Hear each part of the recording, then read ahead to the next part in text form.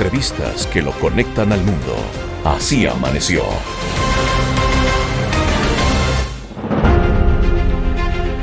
Hace pocas semanas Netflix lanzó primero unas cintas y después sacó una serie sobre uno de los casos más mediáticos en España.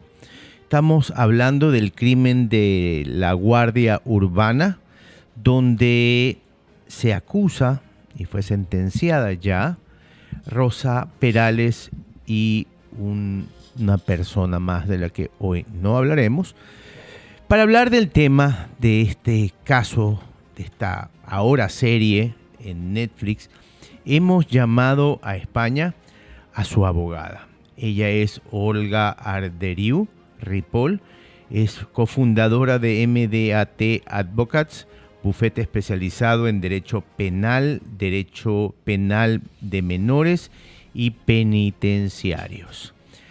Abogada, buenos días y muchísimas gracias por estar aquí en Así Amaneció.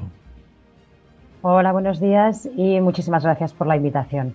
Abogada, ¿cuál es la situación actual de Rosa? ¿Cómo se encuentra? ¿Hay alguna apelación?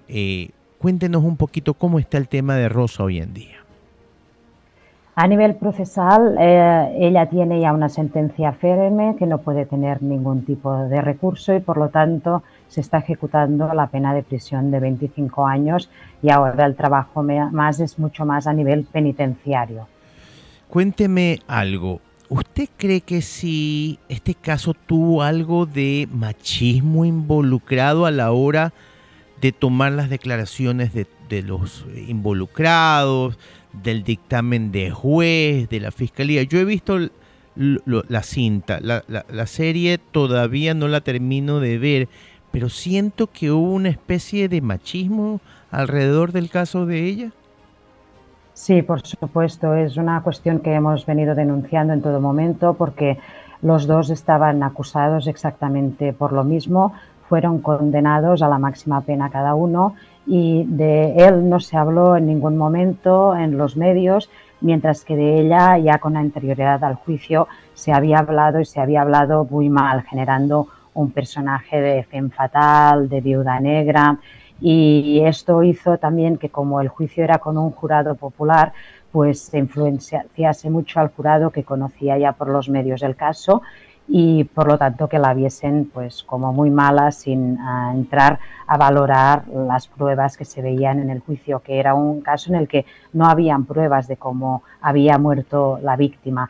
Y por lo tanto también durante el juicio, si ha visto el documental, puede ver pues que el fiscal lo utiliza y, por ejemplo, pregunta a la mayoría de testigos, fuesen hombres o mujeres, si habían mantenido relaciones sexuales con ella, porque se juega mucho con su vida privada y si ella mantenía relaciones sentimentales o sexuales con diferentes personas, mientras que de la otra persona acusada no se hacen este tipo de preguntas ni se entra con ella por el morbo, ¿no?, de una mujer pues que puede estar siendo infiel o solapando más de una relación.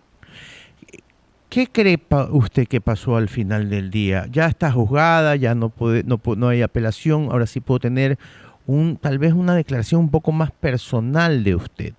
¿Qué cree que finalmente pasó y que no pudo ser revelado en el juicio? Que no pudieron llevar tal vez ustedes, porque justamente el machismo pesaba tanto. ¿Qué cree usted que pasó en realidad? Yo creo que todo ello lo que hizo fue vulnerar la presunción de inocencia en el sentido de que si habían dudas porque no había pruebas suficientes de cómo había muerto, tendría que imperar un principio que es el indubio pro reo. Ante la duda se la tendría que haber absuelto y no fue así por el personaje este malo que habían creado desde los medios de comunicación y después también en el juicio las acusaciones. Abogada, ¿qué dice su cliente? He leído muchísimo de lo que ha dicho ella de la nueva serie de Netflix y de estas cintas. Pero aquí también hay mucho morbo en esta serie. ¿Qué ha dicho ella?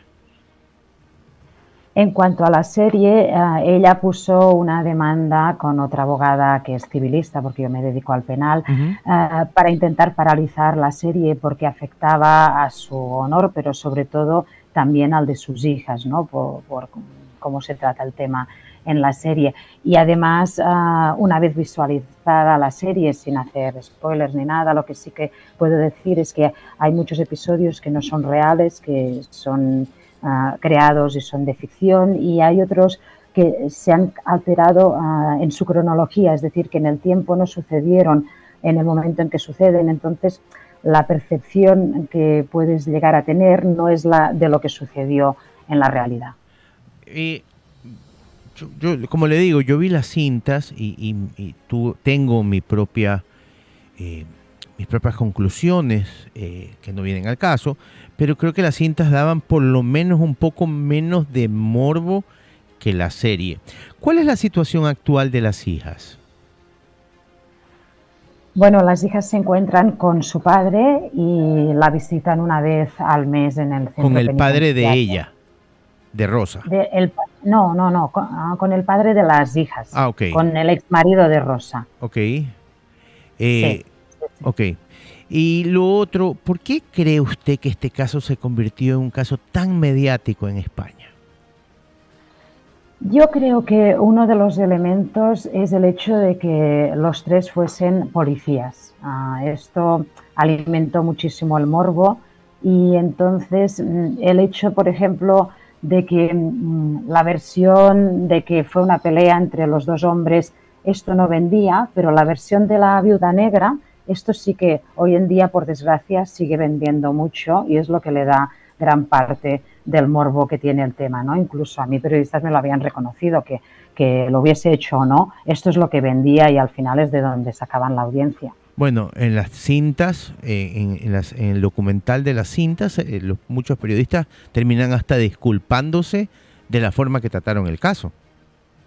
Sí, efectivamente, porque se inventaron muchísimas cosas. Por ejemplo, sigue saliendo en muchas partes que fue stripper y no es verdad, ella ponía copas en un bar, pero es que ni que lo hubiese sido, tampoco hubiese justificado el tratamiento mediático o la importancia que le daban al hecho de si ella antes de ser policía era stripper o ponía copas o el qué, ¿no? De él, como digo, del otro acusado no se hablaba en ningún momento, en cambio de ella sí, porque, bueno, por el mito este, ¿no?, de la femme fatal que aún sigue, por desgracia, en nuestra cultura machista y patriarcal.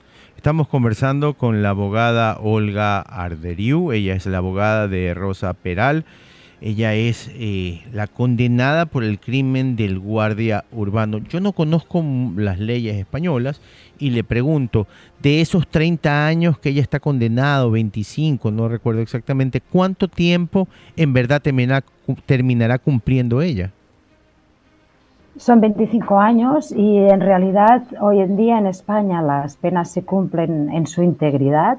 Lo que sucede es que sí que hay un régimen transitorio en el que van intentando que salgan poco a poco, es decir, hay un momento en que empiezan a tener permisos de fin de semana, de 4 días, de 5 días, después pueden tener un tercer grado en régimen abierto, que significa que si tienen trabajo pueden salir a trabajar y volver a dormir, después pueden tener una libertad condicional en la que ya solo van algún día a ver a su tutor y consideramos que esto es aún cumplimiento de pena, pero cada vez tienen más espacio en libertad. Y veremos normalmente se intenta en estas penas tan graves y tan largas, intentan que cumplan la mitad. Es muy difícil que les den permisos antes de la mitad de la condena y a partir de ahí, en función de los informes y de las valoraciones que hagan los expertos y los especialistas que los tratan en prisión, se van autorizando progresivamente permisos de salida cada vez más amplios. La última pregunta, abogada, porque sabemos que su tiempo es valiosísimo y en España son 7 horas más. En España actualmente son las 4 de la tarde con 50 minutos en Barcelona, si no me equivoco. Sí, exacto. Abogada, ¿qué hubiera hecho, si pudiera retroceder el tiempo, cambiaría algo en su defensa?